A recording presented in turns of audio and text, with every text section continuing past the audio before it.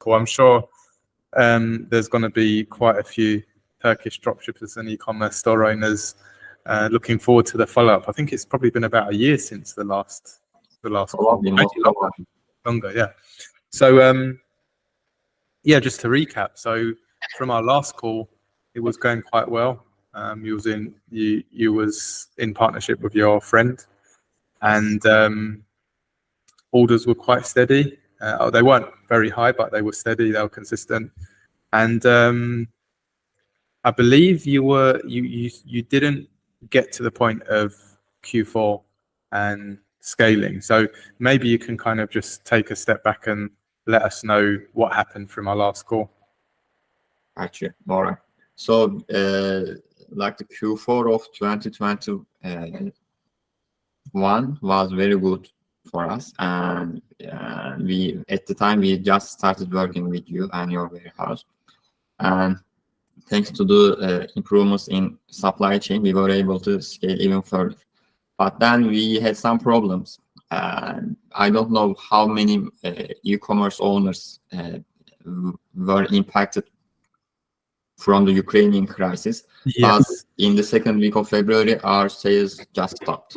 So second and third week of February 2022 was very bad. And then March, April, May, like this return back to the offline world, like the online peak was over and the pandemic was finished at the time. And then offline commerce started getting back to our lives. And so that was also a reason for the slowdown of our sales. And after that, Fed started increasing the interest rates, and that also slowed down the consumption rate. So we were impacted from these three factors, developments happening in the world, but also internally we had a lot of problems. Like I will not say like our ads were not that good or our store needed some developments, etc. These are always on the page, on the agenda, because you can always improve them. But internally, our Facebook was hacked. That was a huge problem. Because of that, on the first week of June 2022, we stopped spending on ads, and for like 3 months, we tried restoring what we had. So it was a successful. If you look at from the beginning, our store was doing very good, and at the first try. So we didn't want it to be left because of this hacking situation. We wanted to restore it. And in the middle of summer 2022, my partner left the company, and he was doing all the marketing tasks, and I was not knowledgeable about anything regarding ad creation, copywriting, Facebook media buying, you name it. I didn't know anything. So during August and September, I tried learning these on myself from courses online, etc. So I was back to the first week of starting business, because I was learning what is hook, what is pattern interrupt, what is a good level for CTR, etc. Although we were selling maybe for 15, 18 months, I was like a starter, and it kept like that. I learned for the following 3 months up until Q4. I was all the time trying to learn media buying Facebook, and Q4 2022 was very good, exceeding all possible expectations. I don't know if this is valid for the other store owners as well, but for us, quadrupled the best expectation I could ever imagine for my business. So it was very good. And then this trend kept going, and it didn't just decrease up until the ground, just like it did last year. So I managed to keep that trend go up until today, even, you can say. Cool. Only February was not very good, but January, March, April, and today we are in May. And during this time, we expanded toward influencer marketing. At the moment, we have maybe 100 influencers. And also, we started our wholesale business. We are now our brand is sold in 56 stores across the United States, Canada, Australia. I don't know the specific number. So this also, I think, uncommon for e-commerce store owners, like being in the wholesale side as well.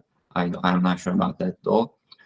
And also there was one more thing. And also I started doing email marketing heavily, and we were not using that customer list we had at the time. And for the last 7-8 months, we have been email marketing. So 3 types of marketing: Facebook, email, influencer, plus wholesale, restored our business, but still we are not. We are still doing our best to get to the point. That's great. Thanks. Thanks for that breakdown, Burhan. And yeah, I remember when we last had a call, it was at the kind of down point of the business. And yeah, it's not just you, it affected everyone, the economic crisis, the war, including ourselves. But yeah, congratulations for bouncing back, and you're much stronger than where you were originally. And it's great that you're expanding into different marketing avenues, because this is the main reason why I see e-commerce stores and dropshippers die out, because they just rely on paid ads, Facebook ads, and as you know, that can die at any time. And yeah, influencer marketing is a huge thing, as you probably know. And but yeah, I mean, there's probably people viewing this now begging to ask some questions about this. So how did you know, what was your first step, and how did you actually start with influencer marketing? First of all, I searched for some courses and education materials on YouTube and on Google, and I found I can name the person. I think that wouldn't be a problem. Yeah, that's fine.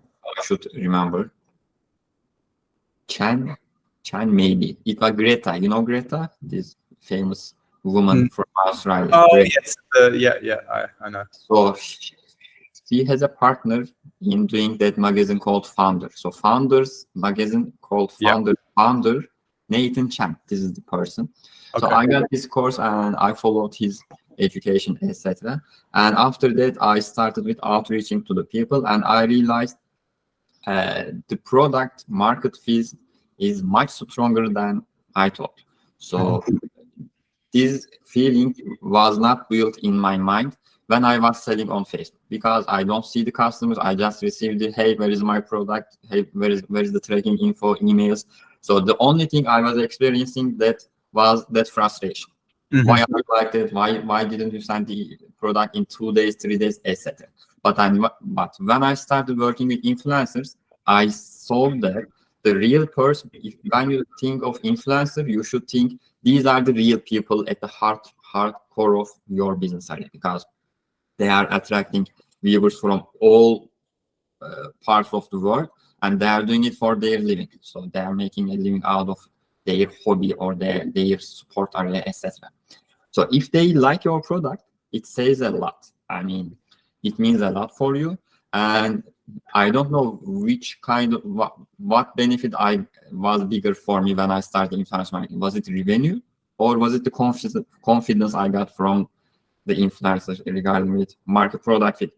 Because the more I have confidence in the product, the more that the riskier moves I can take, or the more spend the more I can spend on Facebook and time, actually. Mm-hmm. And another by-side effect that I was not expecting after doing influence marketing, I think, was that I think this is like a circle. If you just do Facebook ads, Facebook will not be able to monitor the people. But if you do influencer marketing, even though the payment you make to the influencer may not come back to you in the revenue, because Facebook will be able to follow the people who liked, who commented, who looked, who engaged, etc. Your Facebook ads become better when you do influencer marketing. Email marketing is the same thing. I think Klaviyo is much better in following the people and monitoring, attributing, etc. And I am not sure, I am not a technical person, but I think Facebook also integrates the data that it collects from Klaviyo metrics, which ends up in much more qualified Facebook. So like recently I saw a tweet on Twitter which said diversifying your marketing activity at the early stage is a huge mistake. So you shouldn't do that. But I think that means like you shouldn't go to TikTok or Pinterest or I don't know, that this type of places. But you should definitely do influencer marketing. And what I like is Google. I am not doing anything on Google, which is a huge missing part for my understanding today. Yeah, definitely. Yeah, what you said is completely true, because especially if you're doing paid ads and doing retargeting, a lot of people don't know, but when you use all these different platforms, especially with like, email marketing, whether it's Klaviyo or MailChimp, the algorithms and the databases they use, they can connect this data. And when you remarket, whether it's, Facebook or Google, they can pick up this, the trail, the data trail, and remarket to them on a specific platform. So you may think, okay, I'm doing influencer marketing and I may get results or may get instant sales, but you don't think of the kind of omnipresent marketing. And when you do run retargeting ads, maybe you can claw back that sale of that person that did initially contact you or visit your site via that influencer. So there's lots of benefits, as you just mentioned. And another question relating to the influencer marketing. So at this point in time, you are literally doing all the marketing. You're doing yourself. You're doing the paid ads. You're doing the influencers. You're doing the email. So you've had to learn all of this from back when you separated ways with your partner. And it sounds like you're doing an amazing job. So correct me if I'm wrong. You're limited to the amount of influencers you can work with because of your time. Basically, you're a business owner. There's only so many influencers you can reach out to, and there's only so many emails and so many ad campaigns you can manage, right? I have a teammate. We have our virtual assistant, Joy. Joy is doing the outreaching, etc. And there are some methods to find new influencers, and I am following one of them. And this is very easy to build an influencer list. You just go to the list, open 30 of them in a multiple URL. We open some kind of extension, and then one by one we'll go over. I also tried some influencer marketing tools. I don't remember their names. I started their trials. I tried them. I didn't find any of them useful for me, and we are still doing it manually. But I'm not doing it very much at the moment.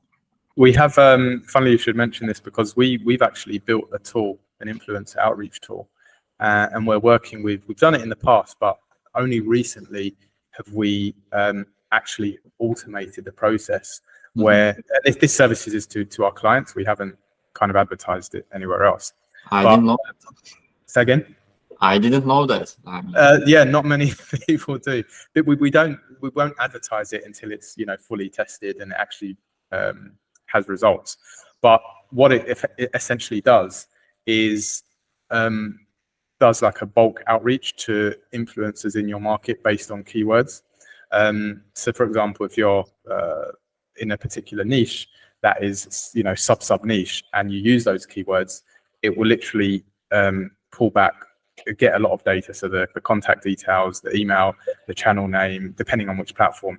And then we've built a system which actually implements, connects every aspect. So it will do the outreach dynamically, so it's not going to be the same outreach all the time.